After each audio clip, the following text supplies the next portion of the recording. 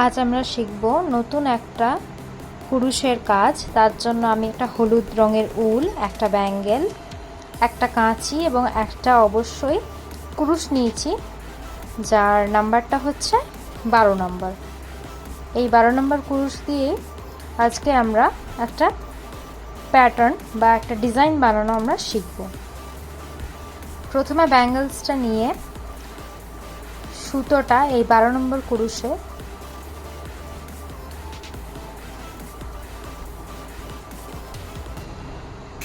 যেভাবে আমি এটাকে ফোল্ড করে যেভাবে টান করে রাখছি, যেটা স্টার্টিং পয়েন্ট উলের, সেইভাবে করে নিয়ে একটা স্লিপ স্টিচের মতন দিয়ে এই উলটা দিয়ে পুরো ব্যাঙ্গেলসটাকে কিন্তু করতে হবে কভার।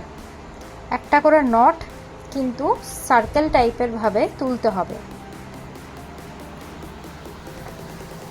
সুতোটা ভালো করে টান রাখবে আর কুরুশ দিয়ে এক প্রান্ত থেকে আরেক প্রান্তে যাতে কভার হয় সেইভাবে উলটাকে তোলার চেষ্টা করবে। ঠিক আমি যেভাবে তুলছি, একটা করে সিঙ্গেল স্টিচ দিচ্ছি, ঠিক আছে? এটাকে বলে সিঙ্গেল স্টিচ দেওয়া, ব্যাঙ্গেলসটাকে কভার করার জন্য। এইভাবে পুরো ব্যাঙ্গেলসটাকে ফার্স্টে আগে তোমাদের কভার করে নিতে হবে।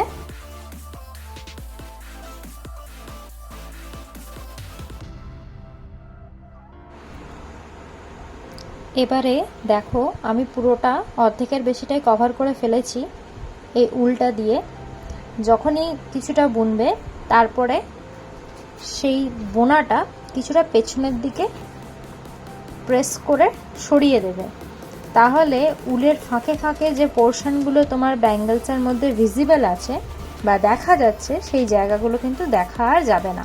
প্রথমে ফাঁক থাকলেও পরে স্টিচ করার পর সেই জায়গাগুলোকে পেছনের দিকে ঠিক সরিয়ে দেবে। ঠিক আমি যেভাবে সরিয়ে দিচ্ছি সেইভাবে সরিয়ে দেবে। আর অবশ্যই কুরুশের জন্য মেন যেটা দরকার সেটা হচ্ছে ব্যালেন্স, উল্টার টান ভালো করে দেওয়া বা রাখা।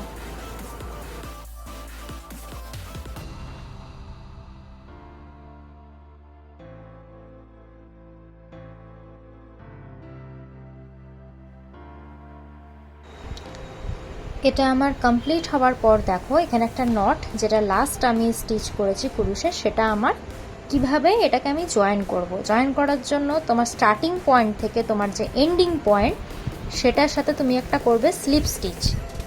এই স্লিপ স্টিচটা করার পর তুমি করবে একটা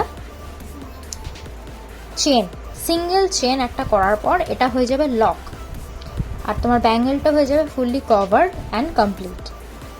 এর পরের স্টেপটা হচ্ছে এই সুতোটাকে একটু বড় করে নিয়ে সেটাকে কাঁচি দিয়ে কেটে দেওয়া, আর যেটা এক্সট্রা থ্রেড আছে সেটাকে ওটার মধ্যেই ছুঁচের সাহায্যে ভেতরে সেটাকে অ্যাডজাস্ট করে দেওয়া।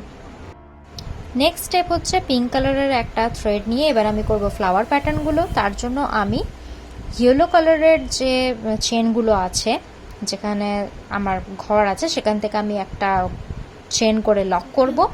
সিকিউর করার পর আমি 3 চেন করব সেই স্টার্টিং পয়েন্ট থেকে। তারপর আমি করব 4 ডাবল ক্রোশিয়া। 4 ডাবল ক্রোশিয়া করার পর 4টে ডাবল ক্রোশিয়া দেওয়ার পর তারপর আমি করব এটাকে পপকর্ন স্টিচ, যেটা সবাই অধিকাংশই জানে বা পাফ স্টিচ বলে জানে। 4টে কমপ্লিট হওয়ার পর যে স্টার্টিং লাইনটা ছিল সেখান থেকে নিয়ে আমি এটাকে লক করে দেব। এবার এখান থেকে আমি করব 3টে চেন এবং নেক্সট যে ঘরটা আছে সেখানে আমি সেটাকে লক করব। এবার এই স্টার্টিংয়ের নেক্সট যে ঘরটা আছে সেখান থেকে আমি করব 3টে চেন, সেম 4 ডাবল ক্রোশিয়া এখানে আমি করব। আবার সেম 4 ডাবল ক্রোশিয়া হয়ে গেলে আমি পপকর্ন স্টিচটার যে স্টার্টিং পয়েন্ট আর এন্ডিং পয়েন্ট সেটাকে আমি করব একটা স্লিপ স্টিচ। ঠিক এভাবে করার পর এখানে আমি করব 3টে চেন, এখানে আমি করব 3টে চেন। নেক্সট ঘরে আমি লক করব, আবার আমি করব 3টে চেন, আবার আমি করব 4টে ডাবল ক্রোশিয়া নেক্সট ঘর থেকে,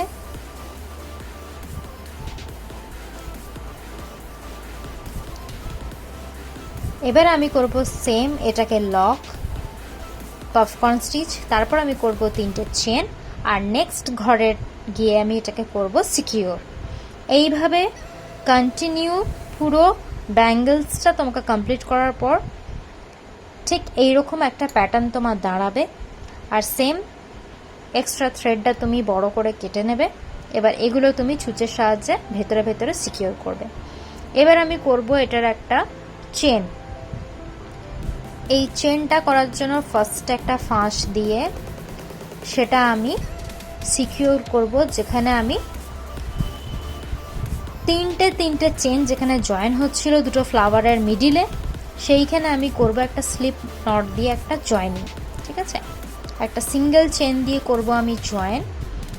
তারপরে আমি করব চেন সোজা লম্বা। তোমরা যে চেন স্টিচটা জানো সেটা তোমরা চেন স্টিচটা করবে যতটা তুমি লেন্থ রাখতে চাও।